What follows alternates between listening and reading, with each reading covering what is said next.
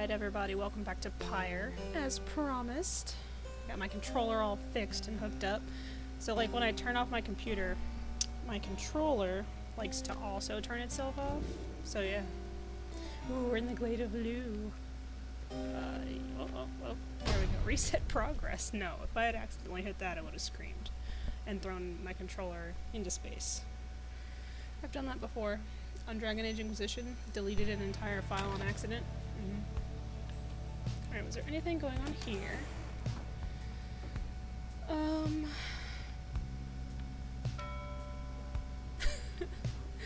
just such a dick. I'm like, hello, where did you go, rookie? Okay. Ooh. Yes. I think Pamatha will get mad if I drink the whole bottle. Probably. I don't care. Only imps could fit, you don't know that. Look, there's space. I could totally lay up there. Alright, fine, we'll go back outside. I'm just delaying because I can. We have Tree Man in our wagon boat now. I don't like him and I don't trust him. That guy. Volfred. At dawn, Volfred is already up. He reveals to you a pathway through the woods, into the cold lands to the north, beyond which lies your next destination. What if he's leading us, like, off? Like, path to try and kill me. I do like his jacket, though. I could get behind that coat. Like, seriously, what if he's just trying to kill me? Where's my... there it is. You have not yet been to this region of the downside. Volford revealed this to be the one path through the woods into the north. Oh yeah, I bet. I couldn't just go back around. I don't trust him. I know the bard does, but I don't. Oh my god, it's so pretty. What is that? What is that right there? There's like a fuzzy thing in the corner. I don't like it. I'm not kidding. On the right there. You get clear of the woods at last and arrive in lands grown cold in the shadow of Mount Elodiel. You will have to make it all the way to the top. Mount Elodiel. The sacred mountain on whose summit the rites were first conceived. Yeah, I've read this before. Okay. In a moment of respite, whatever, Wolford calls everyone together to discuss matters pertaining to the rites, and the plan to which he alluded. You banded together with a common faith that freedom from the downside is not impossible, am I correct? But let me ask you something. What does freedom even mean to you? He looks in your direction as he asks, defying you to answer. You cannot sense his own thoughts on the subject, and only know the truth of how you feel. What does freedom mean to you?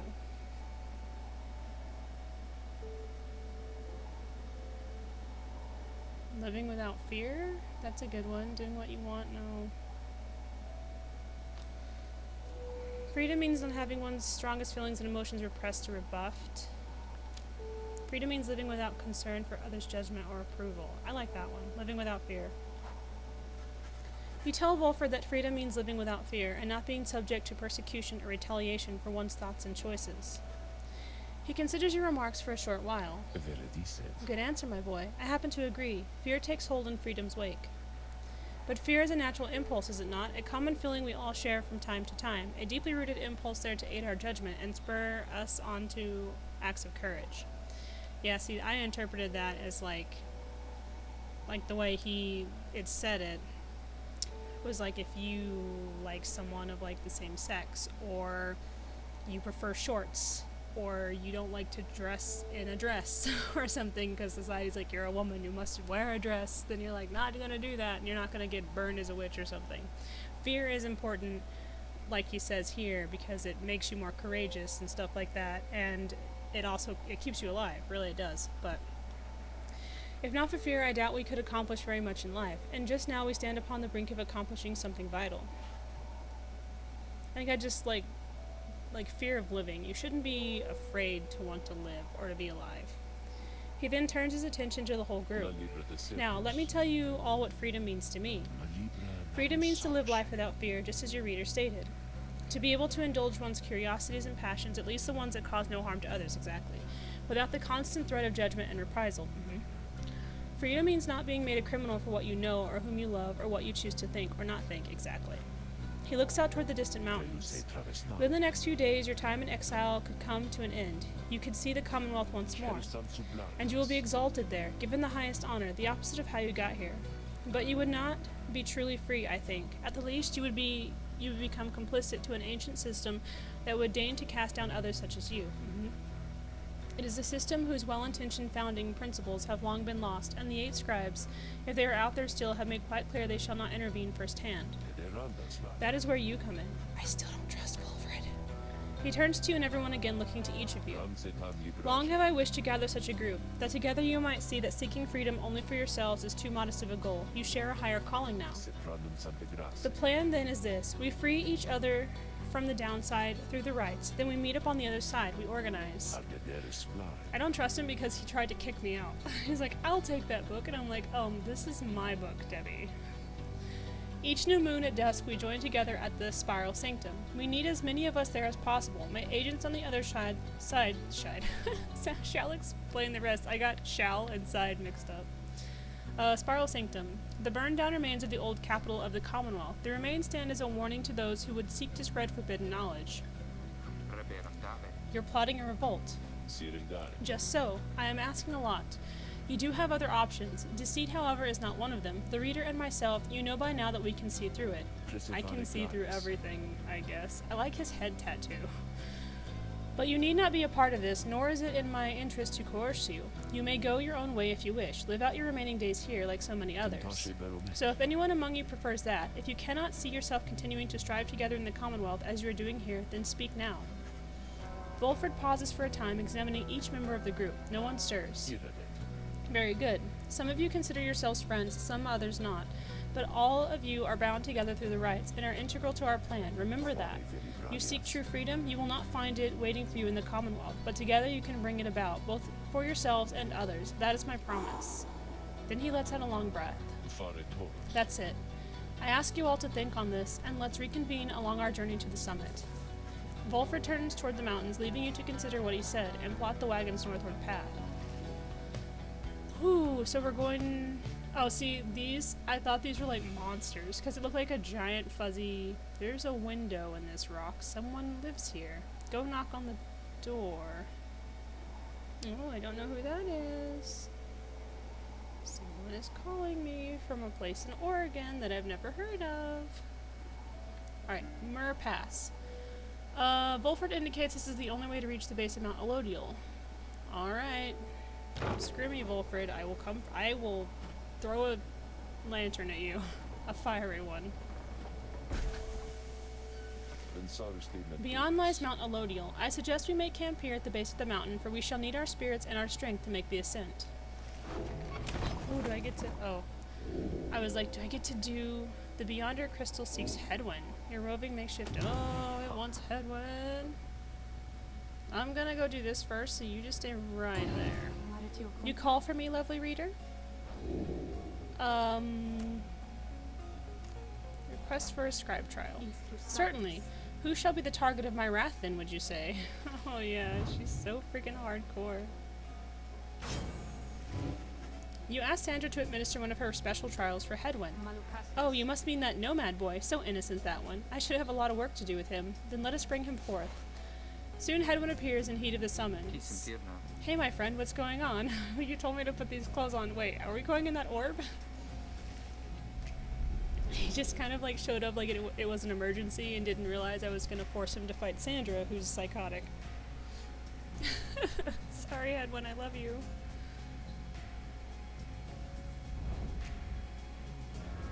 This is going to be hard. The apparition Sandra appears and unfastens her mask. Listen well, boy, you answer to me here. Understood. You are a fool! Do not talk back to me. Your reliance on your friends is such a burden upon them. Let us see what you can do without their aid, save for that of your lovely reader there. Oh, she is just so... psycho. Oh, nope.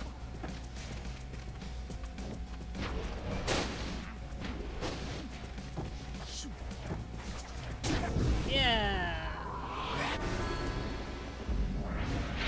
I've always been really good with Headwind.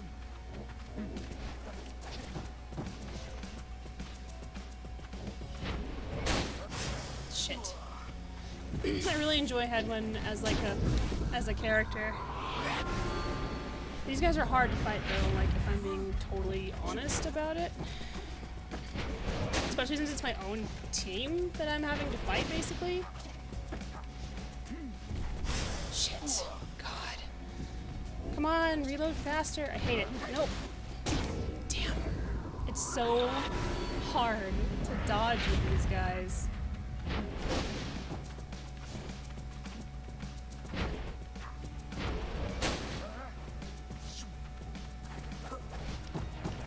Oh, damn it. It's so hard. And they're so fast, too.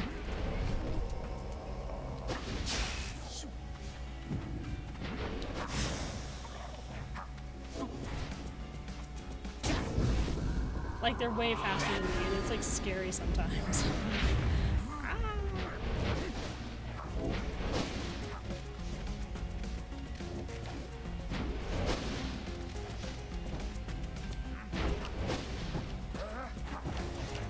Oh, shit, I jumped right into her freaking thing. Shit. Problem, damn it. Oh my god. What? No way, mine was totally there. I shot at him first. I'm sorry, but I did. And it's not my fault that this dog monster is better than me at being super fast or something.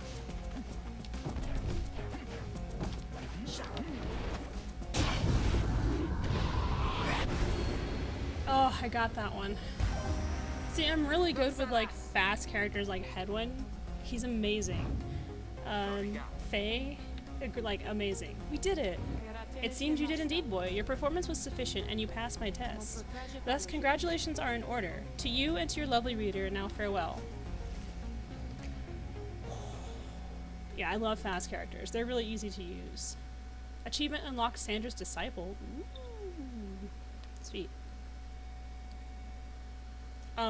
Freaking Jadariel is very slow, so she's very, like, cumbersome to use. So yeah, it's harder with her, because she's so slow. Good to be back after all that. Where did you get that magical orb? It's like, dude, it's been here for, like, 6 months. Say, what's that you have there? Goals Bracer. Ooh, what does it do? I'm curious. What does it do?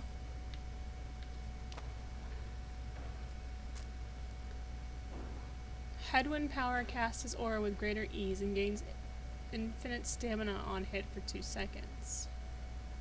To power cast release B. Oh, but what does this give us? Plus 10. Man, I wish I could use more than one thing. Okay, I'm curious as to how this will work on him. So I'm gonna give this beautiful piece of garbage to someone else. Since I use a lot of Aruki because he's fast, well, hold on. There's also Faye, but it gives her plus 2 quickness, so I don't want to take that away from her because it's kind of important for her to have plus 2 quickness. Okay, so I'm gonna give this to Ruki for now, this one, and I'll have to use him in the next right, I feel. All right, sweet. Let's see what Hedwyn's thing does in the next thing we have to do. Okay. Oh, someone wanted to talk to me. Sorry, it was Tree Man. I totally forgot. There you are, my boy. There was something which I wanted to discuss with you in private. Volford stares at you rather intently, as if reaching out to you, and then... You do know what it means to be a reader. Those such as we. We are not limited to reading pages from a book. Yeah, I wish you wouldn't psychically talk to me all the time. It's really unnerving. Though your ability in this I sense is nascent still. Mere flashes uncontrollable. I see as well now that they haven't told you yet, your friends, and that explains a lot. They haven't told you readers such as you cannot go free. I had wondered why you would insist on pressing onward with this group in light of this. The answer then was plain. You simply did not know or fully realize. It did not deceive you, by the way. There is no reason they would know themselves other than Tariq, who shall not influence your thinking in such matters. Rather, I had expected when at first we met that you already knew the truth of this from having read the passage in the Book of Rites, which states it plain. Only those who shall conduct the rites firsthand shall walk the path toward enlightenment and become eligible to regain their freedom. Perhaps you have not gotten to that part just yet.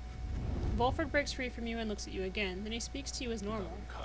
It is plain that you are not in adequate condition to conduct the rites, and this group values you as reader. I wish only to ensure you understand what you are getting into here. Despite whatever hopes and dreams and promises might have been shared, I do not think the rites can help you to return, if that is what you had in mind. So once again, I invite you to depart, and I will see to it that you are compensated. Do not misunderstand. If it is your wish to remain, then you are welcome. But this journey we are on, it has no guarantees. Not for you, not for any of us. Do you understand? Yes. I do understand.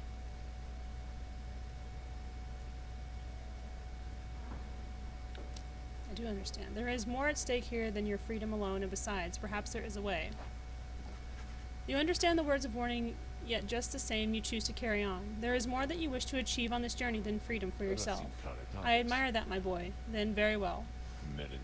Know that we have much at stake here, in this anyway, much more than just a shot at going back into the Commonwealth, which casts us down here to begin with. It sounds like you intend to stick around. Then we'll have lots more time to chat as we ascend the sacred mountain in the coming days. Until then, he strides out of the wagon, then leaving you with your thoughts. I don't like that he did that. Stop trying to make me leave. These are my friends. Okay. Earlier, Volford called for a group meeting, presumably to reveal his plan in more detail. Instead, he reveals some bad news. Of course. Wait, what are you saying? What I'm saying, my boy, is that while you can indeed get yourself out of here, it can't be all of you at once. We earn our way back one by one, or not at all. But I swore that we'd go free together. We may go free together yet, but it's going to take time, and this is only the first phase. You, Hedwyn, and the others exchange glances. Let me make this plainer for you still. Here's how the coming days are going to unfold. First, we're going to ascend Mount Elodial, there to the north. You may not think this wagon's fit for it, though rest assured it's made the journey many times. Next, we'll pass through Scribes' Gates. Scribes themselves keep watch over Scribes' Gate. The judgment of the scribes determines who can cross and who is sent the fast way down. Only the worthy pass through there, as your reader could attest, if he did not merely skim that chapter of the book. I'm giving you the middle finger right now, Volfred. I'm giving it to you so hard. Afterwards, we'll reach the Fall of Solium.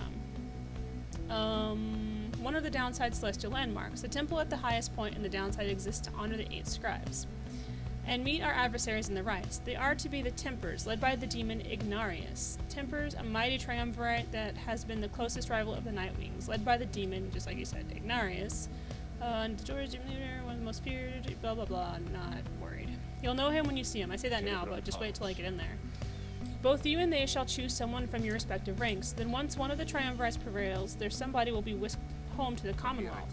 Whisked home to the Commonwealth. Precisely. Once returned, our somebody is taken in and clothed and fully pardoned. The Commonwealth knows about all this? The same Commonwealth that says a sentence into exiles forever and freedom from the downside is impossible? Many of these details the scribes themselves wish to keep secret. Former exiles and the leaders of the Commonwealth alike have good incentive to protect those secrets well. So then that's it? We climb the mountain, someone goes back, and everyone else stays? For most of those participating in the rites, yes, that's it. But I like your connotation, and indeed for us that isn't it at all. If one of us returns, it shall be just a step along our path. However, let's let that sit for now. Gather your strength, we'll talk again on our way up. Volfred leaves the rest of you to consider what he said. You have time now for your vocations. At dawn you shall begin your ascent of Mount Elodial. Alright, what do we want to do here? Forge for resources, study in private, teach your fellow exile the old ways to raise their individual rank and their rights more quickly. Okay, so I think I'm going to do this for Hedwyn, because the rights that are coming up, we're going to be sending people back, and I feel like one of them needs an advantage.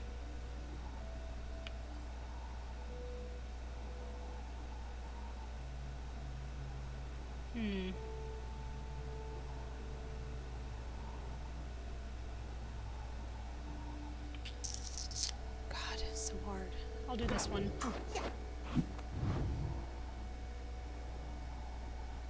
Yeah, I think we're gonna mentor Hedwyn because I want to send him back first. Of course, we're going all this way. We'd better make the most of it. You and Hedwyn spend some time reviewing some of the specific aspects of the rite, such as the properties of the aura. You sense you gain something from it. Cool. Sweet. No matter what anyone says, I refuse to think that there's some sort of limit to one's understanding of all this. Cool, I can choose a mastery for Hedwyn. Hedwyn and his allies move with and pass the orb more quickly. May instantly return banished allies by moving to where they fell.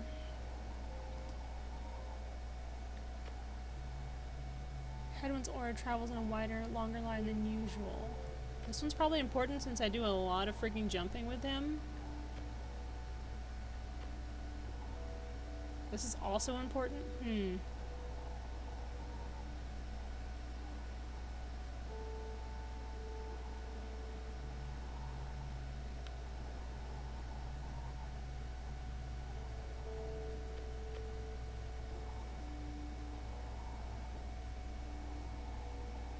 God, these are both really important.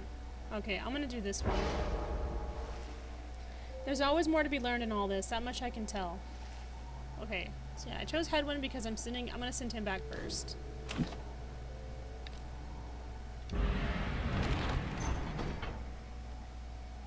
Mount Elodial. Let's go.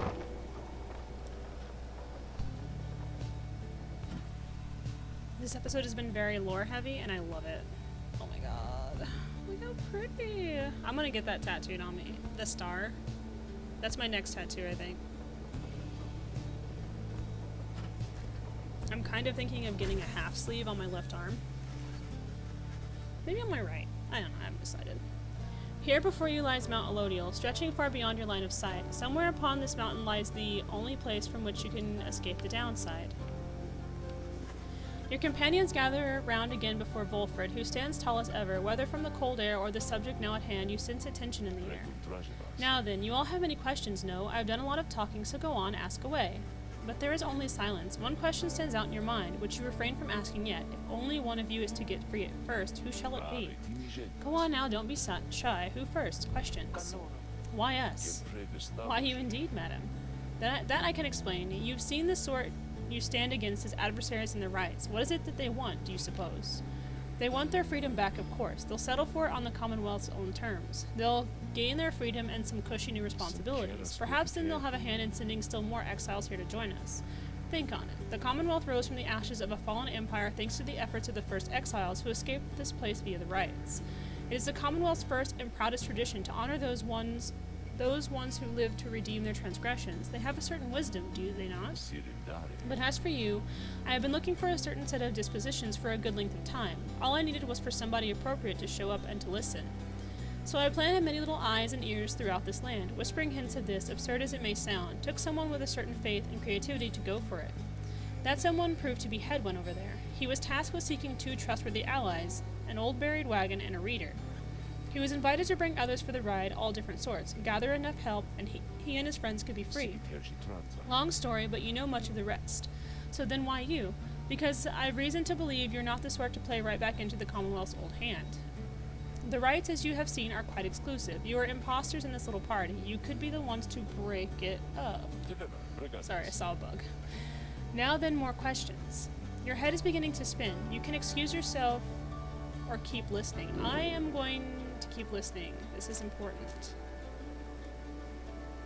Seems to hinge on Volfred's plan. You ought to consider his every word. Volfred's explanations are a lot to take in, though you feel compelled to absorb as much of what he is willing to tell you at this point. He prompts for further questions when Jadariel raises her voice again. Hold, you mistook my meaning. I understand your plan, still I wish to know why us. Why are we, among all others, chosen for this liberation rite? On a blooded moon at the fall of Solium, an exile from the prevailing triumvirate shall go free. The anointed champion then shall plunge into the shimmering pool and return in glory. The Book of Rites. Ah, I see. Well, but that is simple, really, madame. You are chosen, you are qualified, I should say, because, as the expression goes, 'tis what the scribes ordain, though in this case the expression is quite literally true. When the 8 created the rites, each one of them anointed certain other exiles to participate on their behalf, exiles who showed some promise of redemption. The triumvirates they formed have stood the test of time, replenishing their numbers as their individuals move on or passed on. You've met them as they are today, the accusers, the withdrawn, and so on. Oh yeah, that's right. The 8 scribes also formed a special group against which all others would be judged. That group they called the Nightwings. You bear their books, wear their masks and raiments. You need but show up to the rites, you see. The others erstwhile jockey for position for a chance to take you on. Yeah, well, what if we don't? What if we don't show up? Then you would deny yourselves a chance at freedom, and deny it also to your adversaries. Victory means nothing in a common right then. Participation is all that matters? Not so, madame. Only the enlightened may regain their freedom. While failure can be an excellent teacher, the scribes do favor the victor. So you see, those who do not conduct the rites, or do not prevail on them sufficiently, they may find themselves barred from the liberation rites. But these are technicalities. The Nightwings disbanded years ago. Since then, no one has gone free. Yet still the other triumvirates pressed on, with fleeting hope that one day you'd be back. It's been a heavy price to pay in all of this. Now, if you'll excuse me, we'll talk again some other time. So the Nightwings are like the team that is like decides pretty much who goes and who stays. That's really interesting. Some murmur to themselves about all this as Volfred takes his leave. Others reconnoiter pathways leading up the mountain and present you with some options. Emperor's Ascent. Oh, Emperor's... Ooh, what's this? Oh, it's a demon statue. Jadariel! It's like you. It's one of you, Jadariel. A pathway on the outskirts of Mount Elodiel's nameless lower summits. Pamitha expects some long-lost valuables to be stashed here. A gap of the nameless lower summits beneath Mount Elodiel. Faye believes the 8 scribes will bless whoever goes through here. Ooh, I kind of trust Faye more because she's amazing. I'm gonna go with Faye. I mean, I like Pamitha, and I trust Pamitha, but Faye is, she's pretty, you know. Oh my god, it's a bird person. Pamitha, it's a bird person. The sublime beauty of Mount Elodiel, along with the thin air this high above the sea, has been enough to silence even the most talkative of your companions. However, Faye has been positively bursting with excitement. Isn't it wonderful? I think it really is, don't you? Tizo seems not to share Faye's enthusiasm. He does not like the cold. Oh, Tizo. You've been here before, Tizo, isn't that so? Why would you ever leave? I wouldn't leave, I'd stay. I think I'd stay. Unless maybe I got too cold or hungry. Wait, is that... Something about her changes then. Wait, look, but Tizo, don't you see? Look, don't you see them there? Tizo seems to be exclaiming something in utter disbelief. You yourself see nothing, but Faye rises almost off her feet as the imp looks on astonished. Was that the scribes? It was. I know it was. They said something to me. They spoke to me. They told us we are welcome, that we're welcome here. Faye runs off to spread the word among all your companions. Strangely enough, her enthusiasm is infectious, and in spite of everything, your spirits rise. Yay! I gained +2 hope! Aww. She's so sweet. So these statues here must be of the scribes. This is cool. First of 2 paths leading to the mountain summit, Hedwyn expressed a passing whim to see the view from here. Sir Gilman wishes to look upon the sacred waters here. Ooh, I kind of want to go with Hedwyn's, but what if it leads us to... Okay, I'm gonna go Temple High Road. When in doubt, follow Hedwyn. I don't know.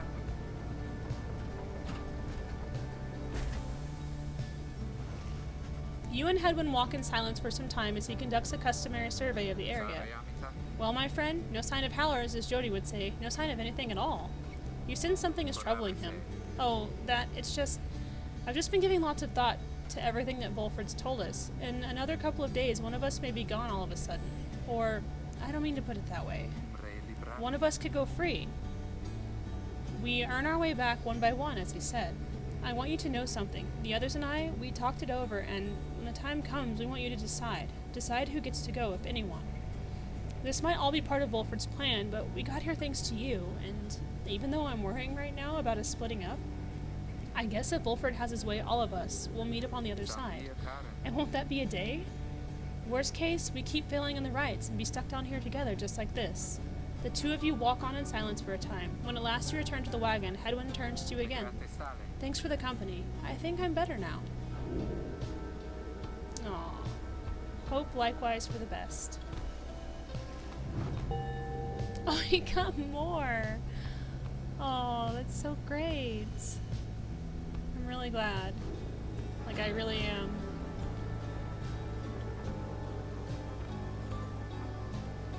so pretty. Oh. You and your companions gather up at Scribe's Gate, where the single narrow trail to the summit narrows even more and falls under an archway carved of stone. Come along now, everyone, and be prepared to speak your mind when you are called.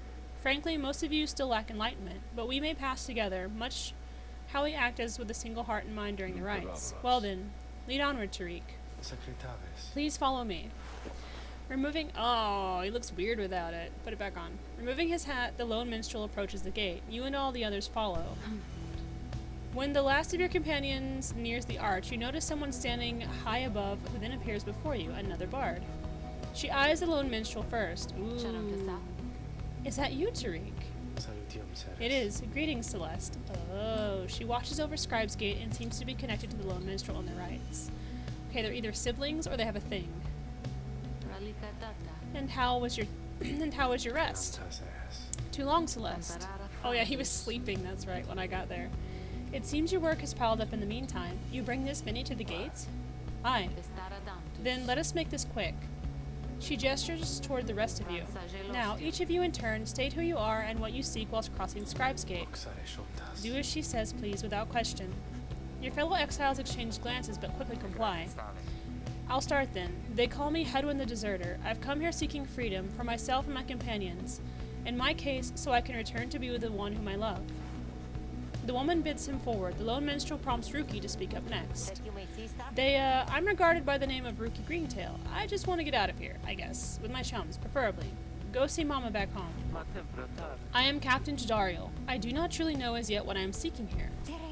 Oh, my name is Faye, and I am here, I think, because the scribes have called to me. It must be them, because if not, then who? Oh, fudge. Tizo seeks to live up to the Nightwing's legacy and may see the Commonwealth someday.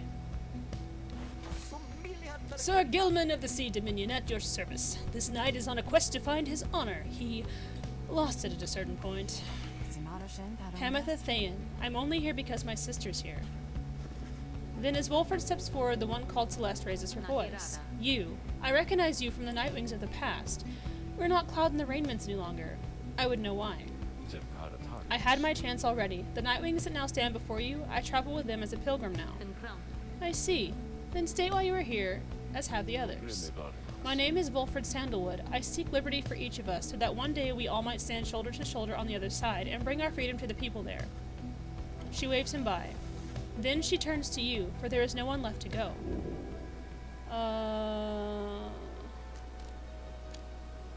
Your youth is gone, but your thirst for knowledge earned. When they learned you knew the old ways, they came for you, and you could not run far.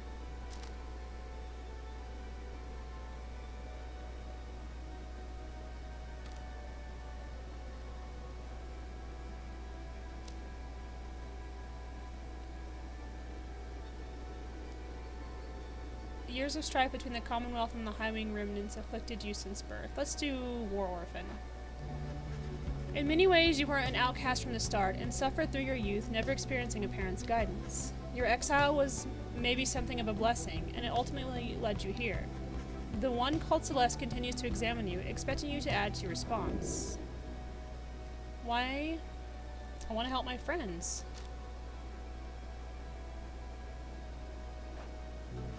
The companions you have met here, who have helped you to survive and to find kinship in the downside, your priority is to ensure that they achieve their goals. That is all you wish for now. The woman regards you for a time, then nods once, and waves all of you by. The 8 scribes bid the Nightwings welcome here. Go forth with glory. And Tariq. Aye, Celeste. Be on your way as well. The lone minstrel bows his head and puts his hat back. He does not look back at her. Did you guys have like a thing you're not telling me about? She seemed kind of saucy. I like that there's books on top of the gate.